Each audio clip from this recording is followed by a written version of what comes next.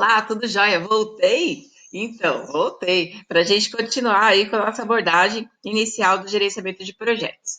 Bom, a gente falou no vídeo passado sobre toda a contextualização, né, que leva a crer que o gerenciamento de projetos é uma nova ferramenta que as empresas podem utilizar para serem mais eficientes, né, diante dessa nova dinâmica competitiva que se coloca em frente a elas.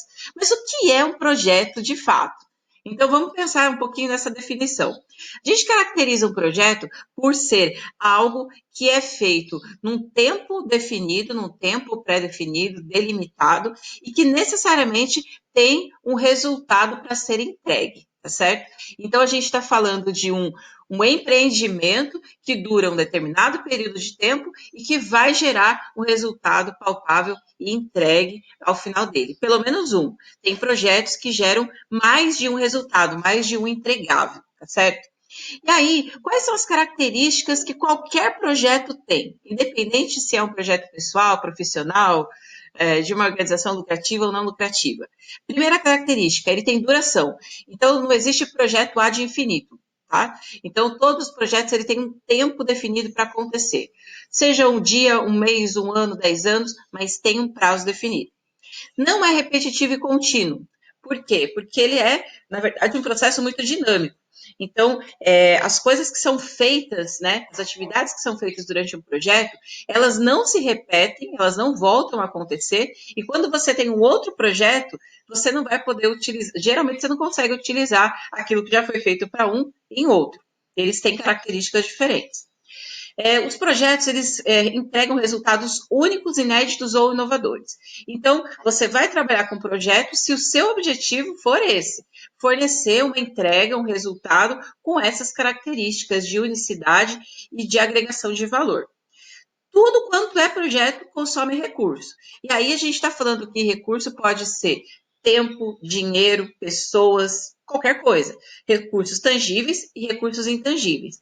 Mas necessariamente você vai ter que empenhar alguma coisa para fazer o projeto acontecer. Realizam uma ou mais entregas, é o que eu falei anteriormente. Tem projetos, dificilmente você vai ter um projeto que tem uma única entrega. Por quê? Porque ao longo do desenvolvimento do projeto, as etapas vão acontecendo e mais ou menos para cada etapa tem uma entrega que vai marcando, finalizando essa etapa. Todo projeto apresenta risco. Significa que, querendo ou não, o negócio pode se realizar ou não.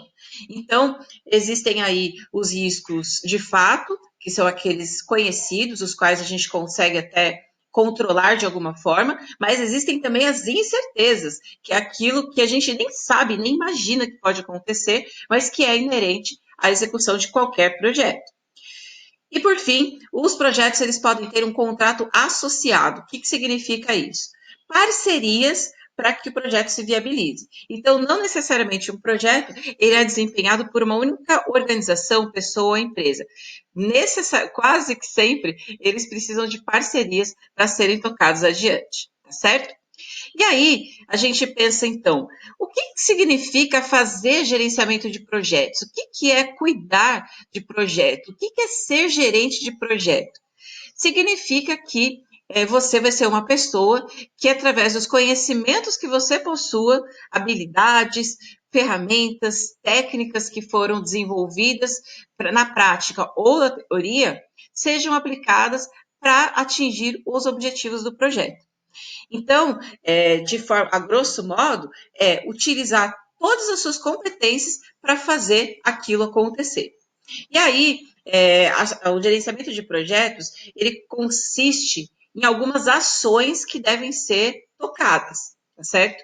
Então, a primeira delas, identificar as necessidades do projeto, o que eu preciso para fazer tal coisa acontecer, estabelecer os objetivos, o que é que precisa ser feito, quando precisa ser feito, qual é a meta, balancear as demandas, então tentar enxergar, né? Tentar não, na verdade você tem que enxergar o quanto você precisa demandar de recursos, principalmente, né? Tempo, custo, quais são os níveis de qualidade que você precisa atingir e qual é o escopo do projeto. significa qual de fato qual é o objetivo de fato que você precisa atingir, sendo que o escopo vai levar para a história do funil, né? Não é aquela amplitude genérica que a gente está acostumado, mas um pouco mais específica. E ainda balancear os objetivos. Por quê? Porque em um projeto existem vários stakeholders, várias partes interessadas. E geralmente os stakeholders têm necessidades, desejos diferenciados. E aí a gente precisa fazer com que todas essas necessidades diferentes conversem para que o projeto ele siga adiante, tá certo? Bom, aí a gente também tem tipos diferentes de projetos. Eu falei agora há pouco, tem projetos pessoais, projetos profissionais, na é verdade? E aí tem uma classificação que a gente pode utilizar para dizer quais são os diferentes tipos que existem em termos de projetos organizacionais, tá certo? E essa classificação, ela vai levar em conta o quê? Volume de recurso.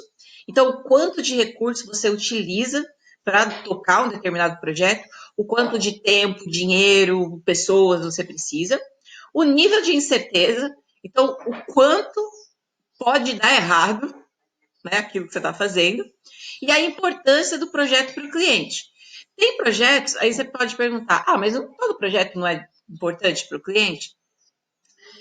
Eu imagino que sim, mas a importância tem grau, né? Ela varia de menor importância para maior importância.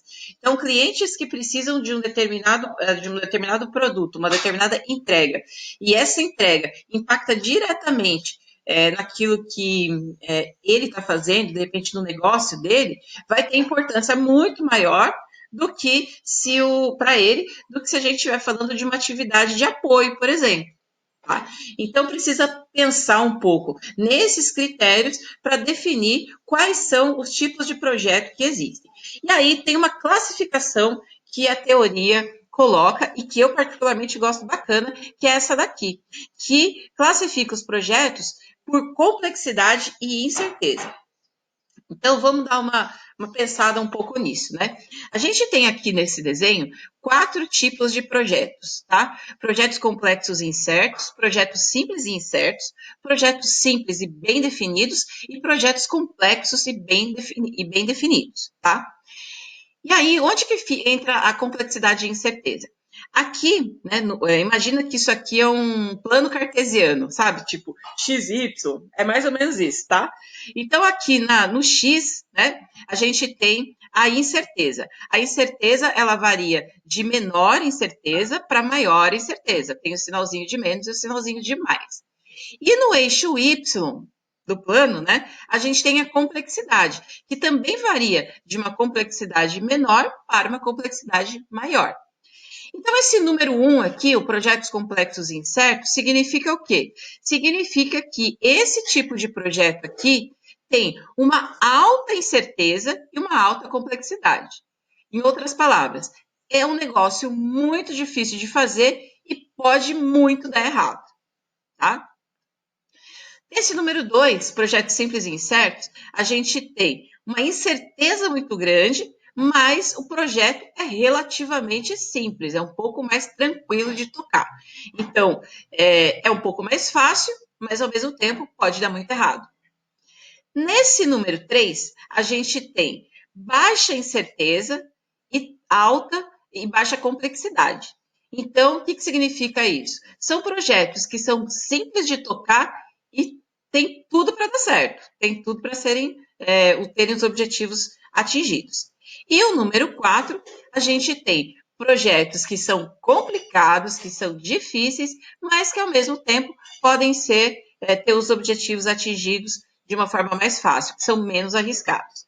Eu acho que essa é uma classificação bastante útil, bastante bacana para a gente pensar, e a gente consegue encaixar, pensando aí nos nossos projetos de vida, por exemplo, a gente consegue encaixar direitinho, olhando para isso, para a complexidade e olhando também para a incerteza. Vou dar uma paradinha aqui e a gente continua a aula no próximo vídeo, tá bom? Não me deixe, não me abandone, assista o próximo vídeo também. Tchau!